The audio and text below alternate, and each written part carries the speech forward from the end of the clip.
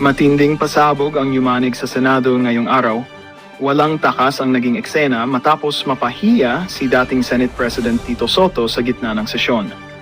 Lalo pang lumaki ang kontrobersya ng si Senador Jinggoy Estrada mismo ang nagbunyag umano'y madilim na lihim ni House Speaker Martin Romualdez. Ayon sa mga ulat, hindi inaasahan ng marami ang biglang pagsabog ni Jinggoy Estrada nang diretsahan niyang isiwalat ang umano'y koneksyon ni Romualdez sa ilang questionableng proyekto at anomalya.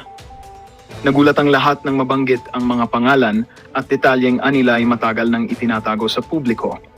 Sa pagkakataong iyon, hindi rin nakaligtas si Soto na tinamaan ng pahiya dahil sa pagtatangkang ipagtanggol si Romualdez. Habang patuloy na umiikot ang usap-usapan, nananawagan ang publiko ng mas malalim na investigasyon upang matukoy kung may katotohanan ang mga ibinunyag ni Estrada. Samantala, nananatiling tikom ang bibig ni Romualdez at ng kanyang kampo.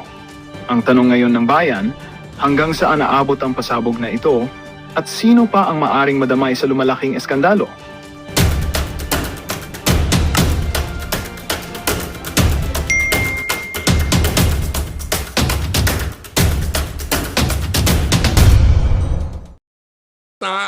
Kung anong nakasalang sa harap nyo, yun na yun ha. As who would like to... Oh, okay na ha.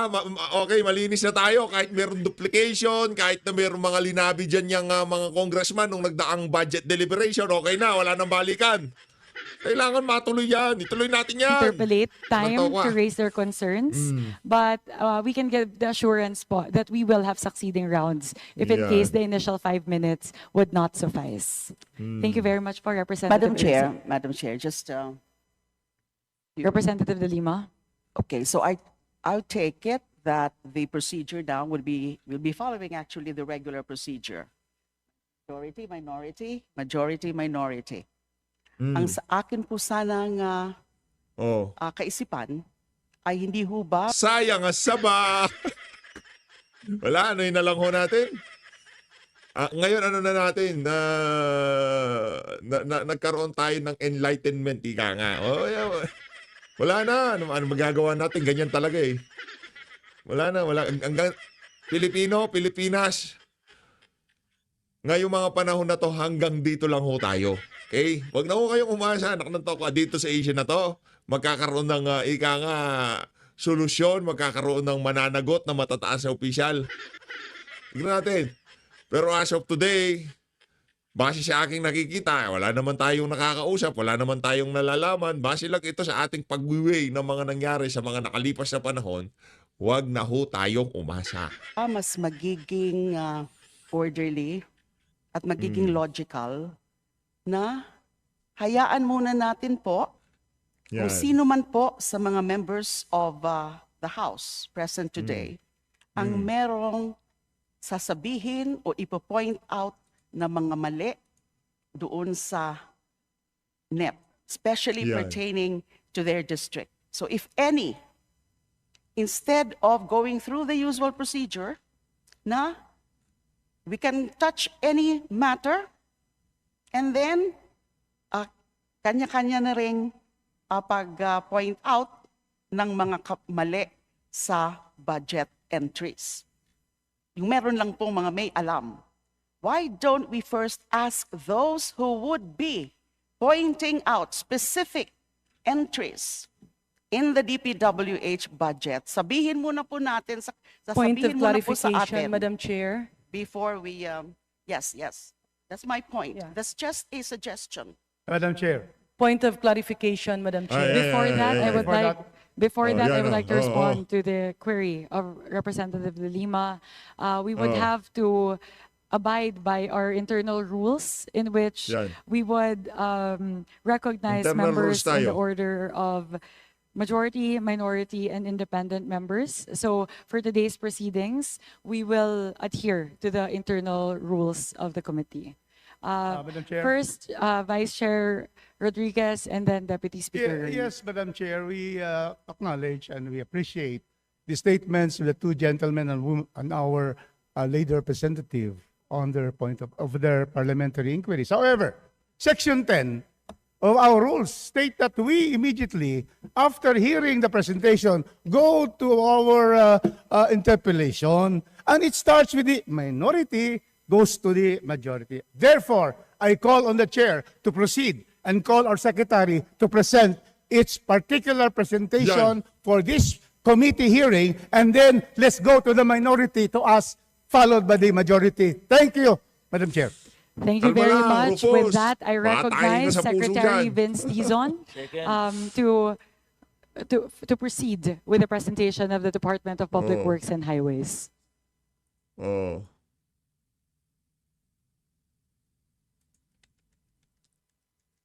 Yan. Sige, Rufus, banat. Banat lang ng banat.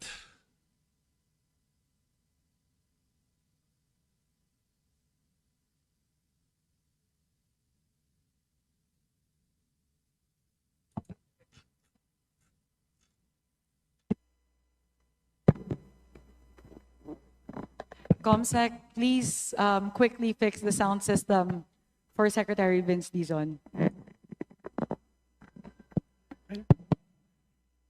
My apologies, Secretary Dizon. Ayaw atang pagsalitain itong si Vince eh. Ayaw kang pagsalitain, Brad. Ah?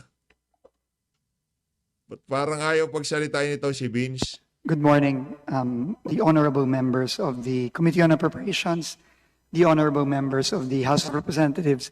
Magandang umaga po to Chair Mika Swansing, Vice Chairs Congressman Romy Momo and Ronald Singson. Magandang umaga po. Maraming salamat po sa pag-imbita sa amin ngayong araw.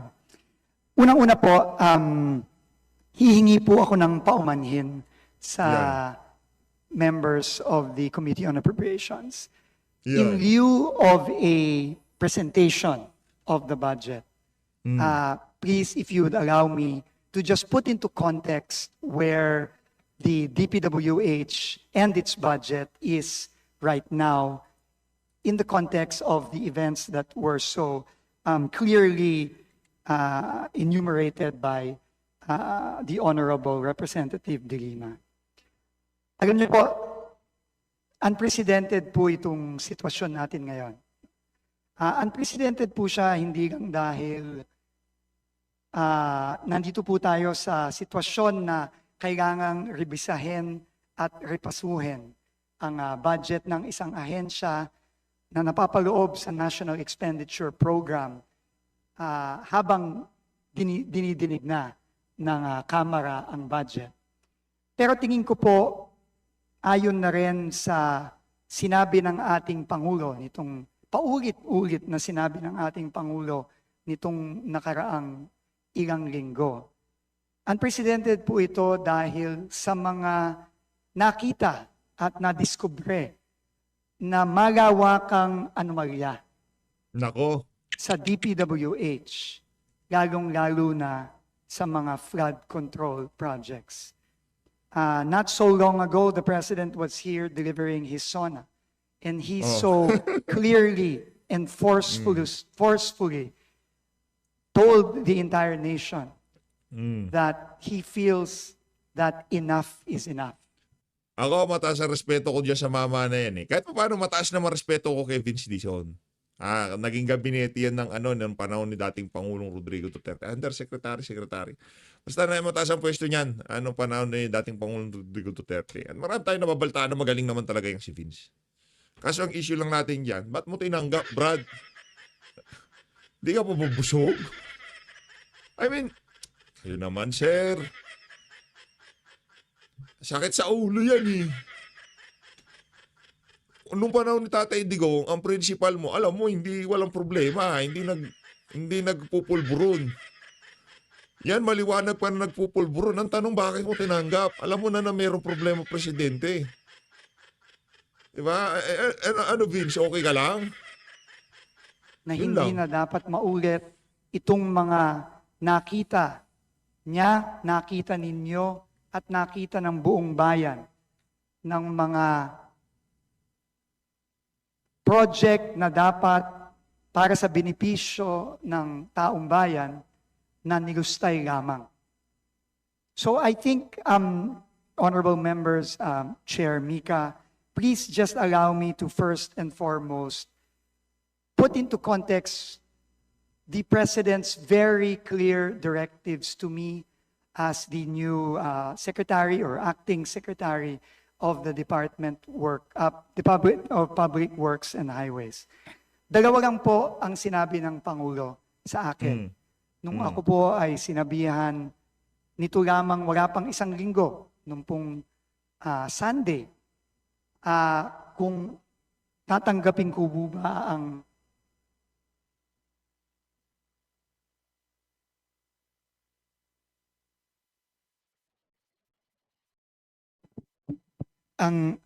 hamon ng Yun. pagiging secretary ng Department of Public Works and Highways. Lalong-lalo na 6 na buwan pa lang po ako sa aking dating trabaho bilang secretary ng Department of Transportation. Sa aming pag-uusap po, 2 bagay lang po ang sinabi ng ating Pangulo. At ito na rin pong 2 bagay na to ang nag-udyok sa akin na tanggapin ang hamon kahit na po napakabigat po. Napakabigat po ng desisyon na hinarap ko sa paghiling ng Pangulo na ako'y maging DPWH Secretary. Pero ang una po niyang sinabi ay kailangang linisin from top to bottom ang DPWH. Kasali ba siya nung bang sinabi niyang kailangan linisin from top to bottom? Kasi ang top ng DPWH, presidente, di ba? Hindi, tatanong lang naman, baka masagot naman ako nitong si Sec Vince, di ba? Kailangan pong linisin dahil naniniwala po siya na Oo. hindi po mangyayari yung kanyang mga nakitang iba't ibang anomalya, lalong-lalo na sa flood control, kung wala pong kuntsabahan, Mm. pagpapayag o pagkukonsinte ng ibang mga opisyal sa loob ng DPWH. Oh, ngayon, ang tanong, Sec Vince, sa tingin niyo ho ba absuelto itong si Manny Bunuan? Sa tingin niyo ho ba off the hook na itong si Manny Bunuan dahil hindi na siya ang DPWH Secretary? Yan din kasi ang tanong ng mga kababayan natin kasi ang dating kahit dyan sa House of Representatives nung huling hearing parang ang dating mga DE lang ang merong kasalanan itong si Manny Bunuan parang absuelto na kagad di ba? Tayo naman ano lang naman, mga miron lang tayo dito. Hindi naman sa pag-ano, miron lang si PH update dito. Wala tayong impluensya o kung ano pa man. Kung ano man ang maging desisyon ng mga wala tayong magagawa. Pero ito ang nababasa ng ating mga kababayan. Si Manuel Bunuan, hindi siya nga off the hook dito sa issue ng usapin ng flood control. Yung tipong, dahil hindi na ikaw ang DPWH Secretary, okay na ganito, ganyan. Kagaya ng ginawa nila dyan sa House of Representatives. Yung tingin ko naman sa Senado, ipapatawag siya ulit. Di ba, Sen? Di ba, Sen Marcoleta, ipapatawag siya ulit, di ba? Kasi sabi na nitong si Secretary Vince, di naman mangyayari yan kung walang kuntsabahan. Kung wala silang kasapakat sa loob, ika nga. Ako po at ang Presidente ay naniniwala na ang higit na nakararami ng mga kawani ng DPWH ay maayos, magaling, at honest. Pero hindi dun po natin mapagkakaila na meron pong hindi ganoon. Kaya po ang una-una pong inutos sa akin ng ating Pangulo ay humingi kagad ng courtesy resignations from top to bottom. Yan. Unprecedented po ito, Madam Chair. Nahawa ka na ata kay Marcos Jr.? Sec Vince, nahawa ka na doon sa courtesy resignation. Trip niya yan Huwag ka masyado maglalapit dyan baka mabalitaan ko, sumisinggot ka na rin ng pulburon. Honorable members of the committee. Oh. Pero sabi po ng Pangulo, kinakailangan po itong gawin. At tuloy-tuloy po ngayon ang ating pag-review ng buong organizational structure ng DPWH without necessarily compromising the work that needs to be done and that needs to continue. At kahapon lang po, 3 po sa mga kawani ng DPWH ay rinikomenda na po nating ma-dismiss at makasuhan Sila po ay humarap na rin po dito sa Kongreso at Senado. Pero nakakalap na po tayo just in a few days ng overwhelming na ebidensya laban sa kanila para sila ay i-dismiss at pakasuhan sa Office of the Ombudsman, at yun po ay ginagawa na natin. Ang ikalawa pong direktiba ng ating Pangulo ay aparte po sa paglilinis natin sa personnel mula taas hanggang baba. Ano? Kailangan din po natin ng sweeping reforms sa loob ng departamento. Yan. Aaminin ko po, sa tinagal-tagal ko po sa gobyerno, ako po ay na-overwhelm Yan. sa laki at sa gulo na nadatnan ko at nakikita ko sa loob ng departamento ng Public Works and Highways. Hindi po ito magiging madaling proseso at hindi din po ito magiging mabilis na proseso. This will take Yan. time and this will be a very, very difficult process of reform. But as the President said, enough is enough and we must start somewhere. Kaya po nag-commit po ako sa ating Pangulo at sa inyo po at aming mga mahal na representatives ng ating mga kababayan. Dapat Na mo mahalin yan. Vince, kailangan mo mahalin yung mga representative na yan. Sila yung magiging kasangga mo sa budget deliberation. Wala naman kayong magagawa sa DPWH kung wala kayong mahal na mga congressman, di ba? Re-reforma po tayo, hindi lamang Mahalin mo po lang. sa proseso ng budget. Doon po, marami po akong nakikitang kailangan reformahin.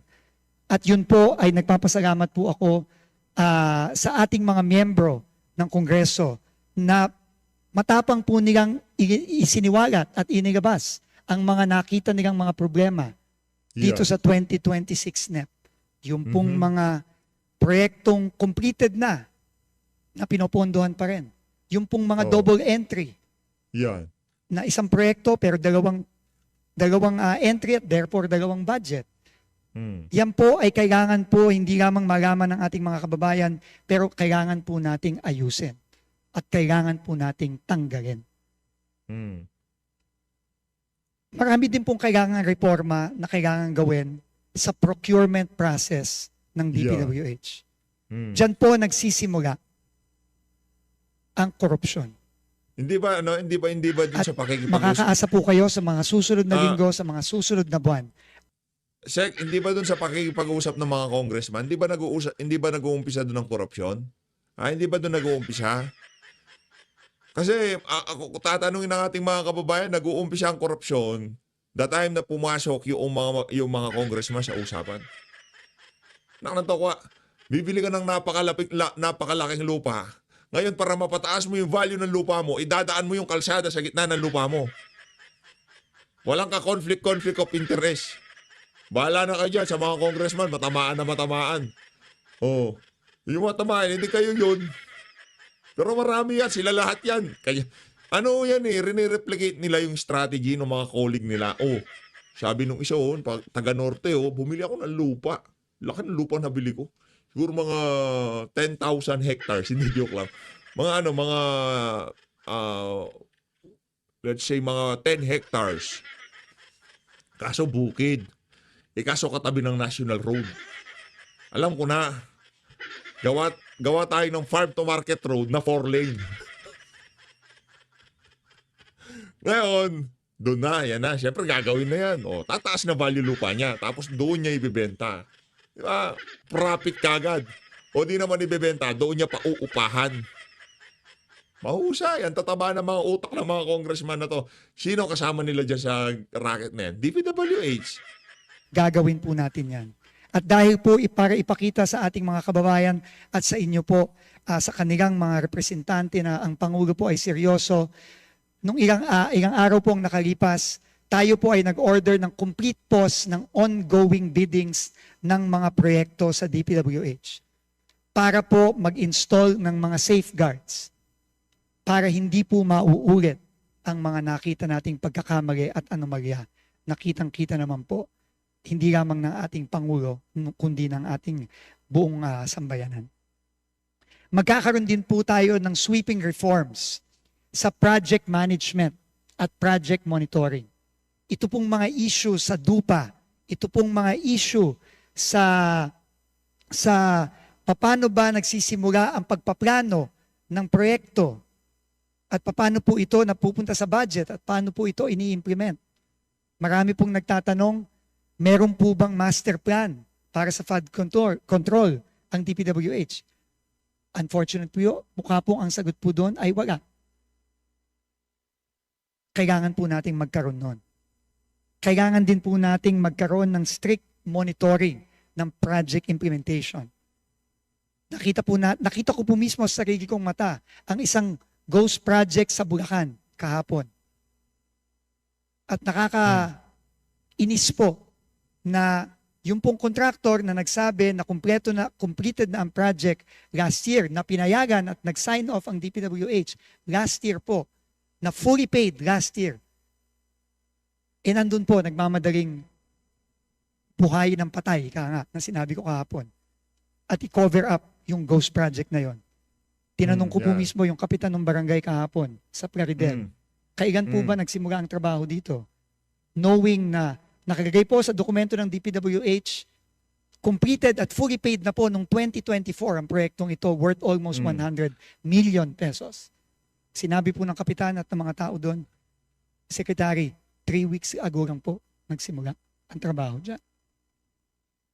Ito po ay klarong failure sa monitoring at project implementation.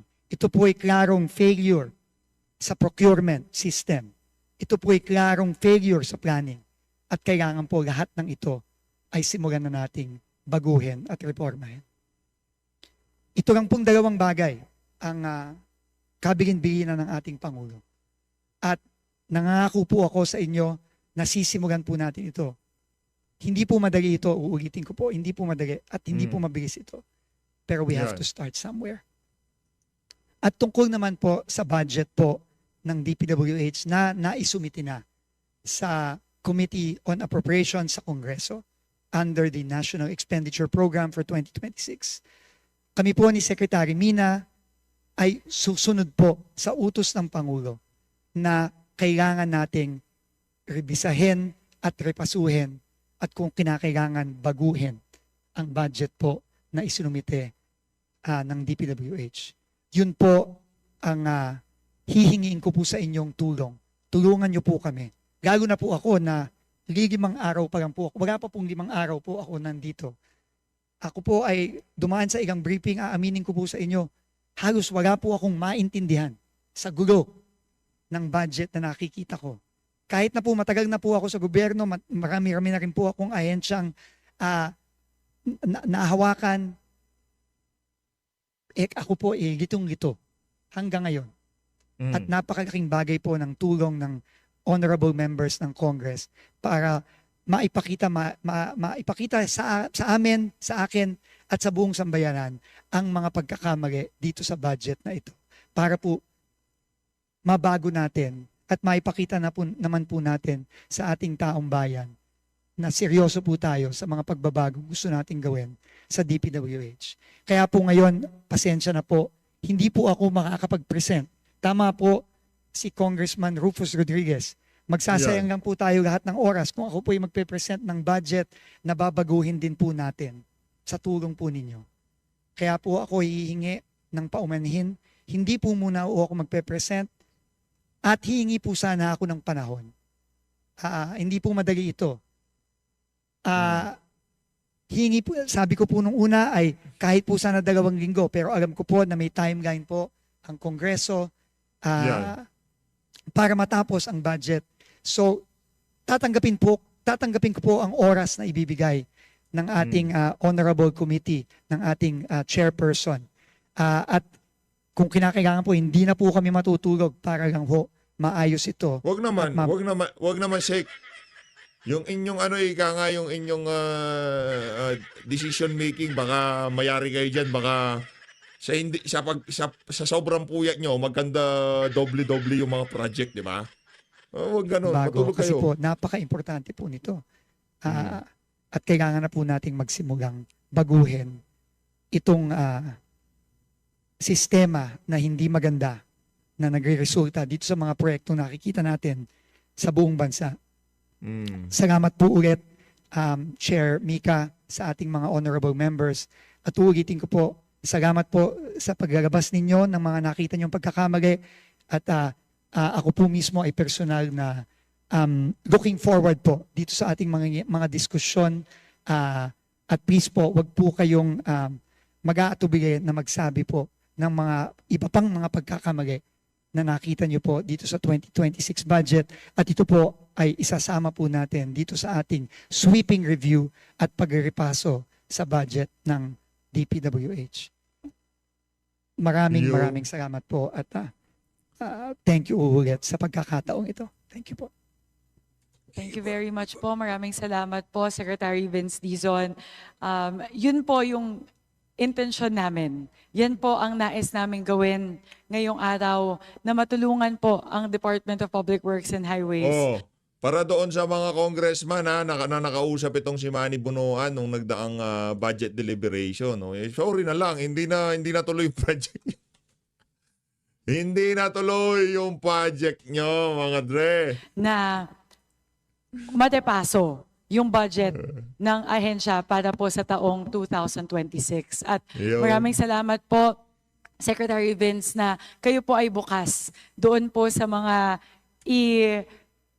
ilalahad na mga ng mga miyembro ng komite na ito na posibleng baguhin sa budget ng ahensya. So thank you very much po.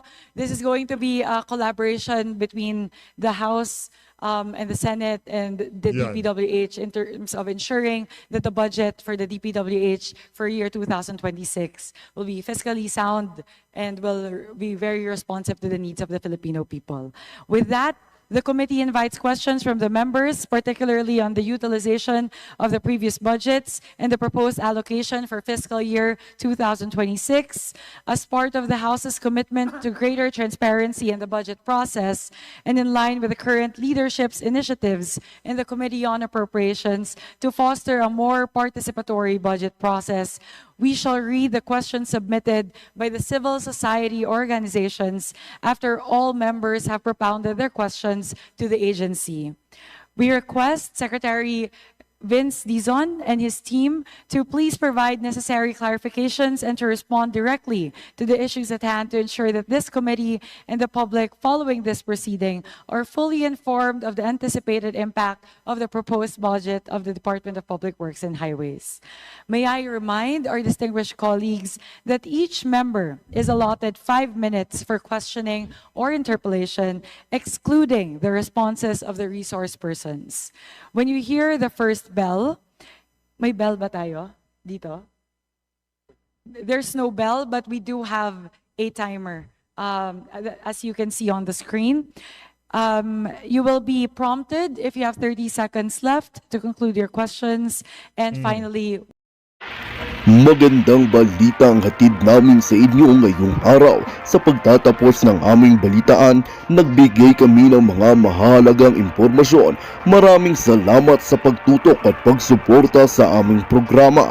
Huwag kalimutang manatili sa mga susunod na araw para sa mga bagong balita at mga kwento na dapat nating abangan. Mula sa Boses ng Masa, magandang araw, Pilipinas!